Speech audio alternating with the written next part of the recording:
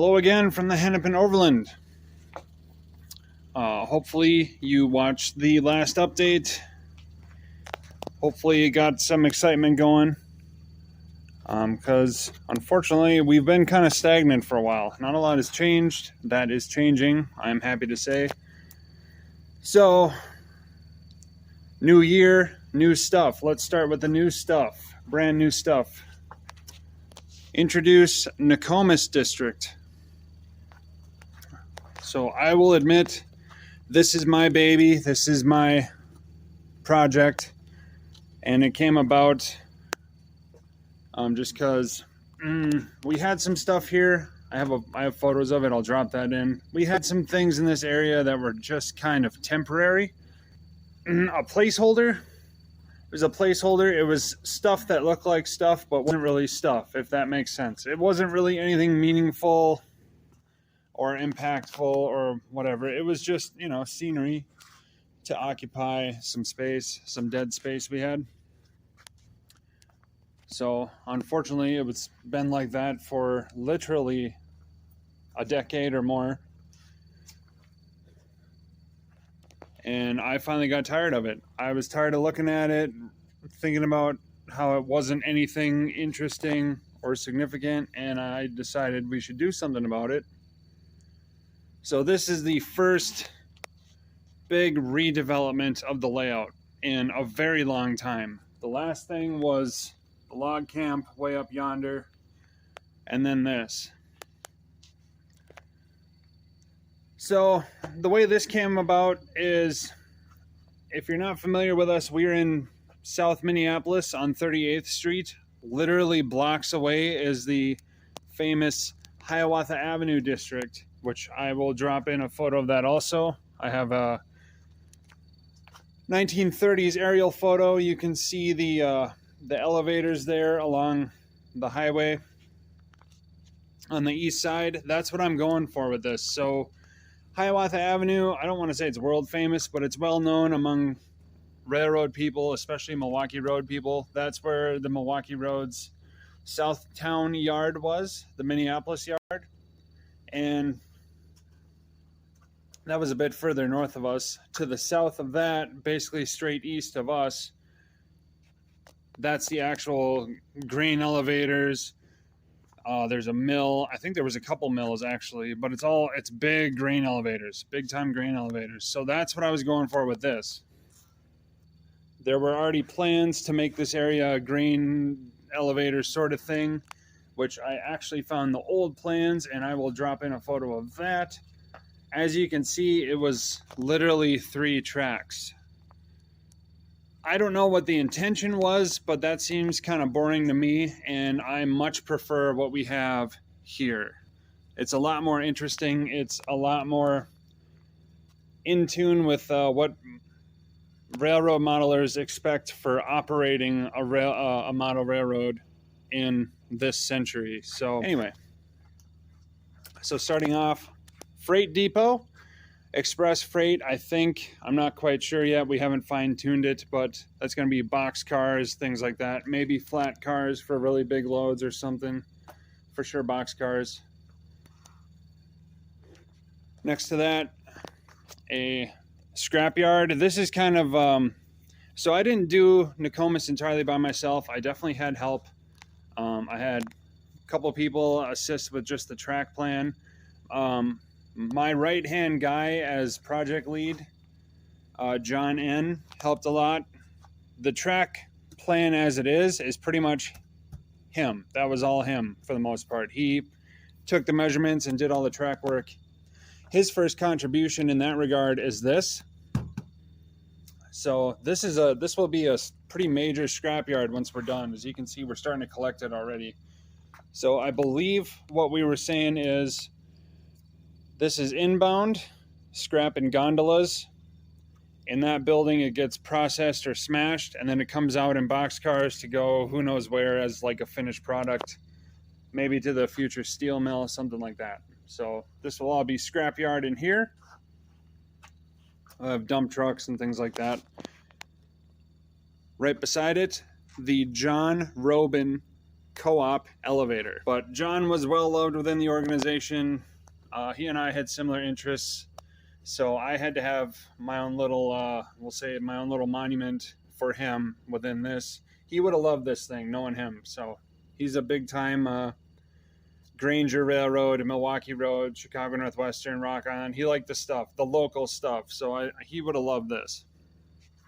So the John Robin co-op, that'll be him. That's taking in boxcars and grain hoppers loaded and then sending out empties. Air station, engine shop. We will have at least one, probably two resident switchers, one of which will live here. Next to that, a rip track. So this is one of my ideas that was implemented in operations when, say, when someone finds a car that's damaged, say the truck screw fell out, the couplers aren't working right, something like that,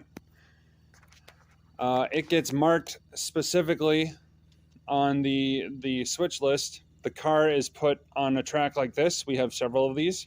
Then I come along as the car shop guy, grab that car, fix it, I put it back. It then becomes a workable job in our operations. So whatever repairs I make are flipped around, and now that's a new freight move. It's squeezing a little bit more work out of the layout. So that's what that is. If there's a grain hopper that's not running right, it'll end up here. I'll fix it. Then it gets sent back here as as work for the next operator.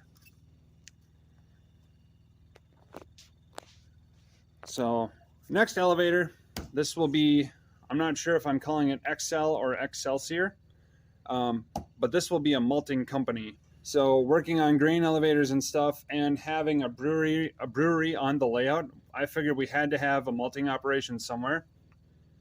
So it'll be right here. This will be more reminiscent of what you might call an artisan or a craft malter. I mean, this will be the malt house. That's it. It's not very big in the scheme of malting, but big enough for our purposes. It'll be 3 to 4 floors. I think I'll do an interior. We'll see. I don't know. It'll be hard to see this later on with future expansions coming along, which I will talk about later. So I'm not sure yet. I might just do it just for funsies. So also that has truck access. Finished product will be coming out of that door and this elevator. So inbound raw grain, malt house, outbound finished product, the malt. That'll be in boxcars only. So one thing I wanted out of Nokomis was it to be pretty much self-sustaining in a sense where, let's say the rest of the layout were to fail catastrophically for whatever reason. The goal is I could still come in and still have fun in Nokomis. That's pretty extreme. I don't know if that's possible depending on the power supplies, but you get the idea. So Nokomis has its own little yard going on. So simple 3-track going on. So in theory, I hope in practice, we'll be able to do all of our blocking before anything leaves the district. I'm hoping it can help keep pressure off other areas of the layout while still being enjoyable. Then another thing I didn't mention is we do have clean out tracks. So after the hoppers are unloaded here, they'll go here, or boxcars, hoppers or boxcars, they will go here to be cleaned out before they do anything else. So that is a thing that's done in the real world. That is a thing we want to do here. If you happen to follow Sue the Milwaukee Road, his layout is pretty much model Hiawatha Avenue as it is. So he talks about this, I know. That's kind of where I got the idea. But I also got the idea from, I see it every day. So moving on from there, in front of the interchange, lumberyard. I don't believe we have a name for this yet. Pretty sizable. It's going to be like a big wholesale kind of lumberyard. Think like the type that would supply a Menards or a Fleet Farm, something like that. So he's pretty big. That will be taking lumber from the sawmill way up over there. So lumber will be coming down from there into here and then getting sold, getting shipped. Fun stuff. Now, my favorite of the elevators. So along Hiawatha Avenue, there is a General Mills elevator, which looks nothing like the other elevators. That was one thing I really wanted to avoid, because while Walther's elevators are an option, I don't want to have 3-4 of them in a row. That gets boring. People notice that, and and elevators look relatively alike. Like, there's only so much you can do with concrete and steel engineering, but I wanted to break the mold a little bit and do something wildly different, and I think we succeeded.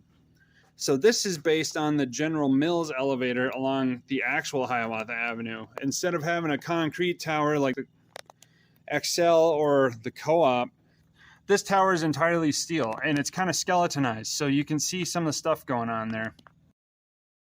Raw grain coming out of here, going down, getting milled, going back up as a milled product into the silos. That's the outbounds, or some variation of that. Either way, milled product out of this one. And the cool thing with that is, from a rail access standpoint, if we're loading milled product, then that can go, say, to a cereal plant way on the other side of the layout or something like that. So that's an aspect that someone else thought of. I was really hoping to implement, and I believe we'll pull it off pretty effectively. So right now there's no scenery. We just got the feeders in. The next step is to tie all the wiring into the main layout and start playing with it, make sure we like everything before we do scenery. So fun stuff. We're all looking forward to it. All of us want to get our teeth into this thing and start operating it. So, and like I said, this is the first major addition to the layout in a long time, and it's not even really an addition, it's just a remodeling. But we haven't been able to play with this before, and we're right on the edge. We're on the brink.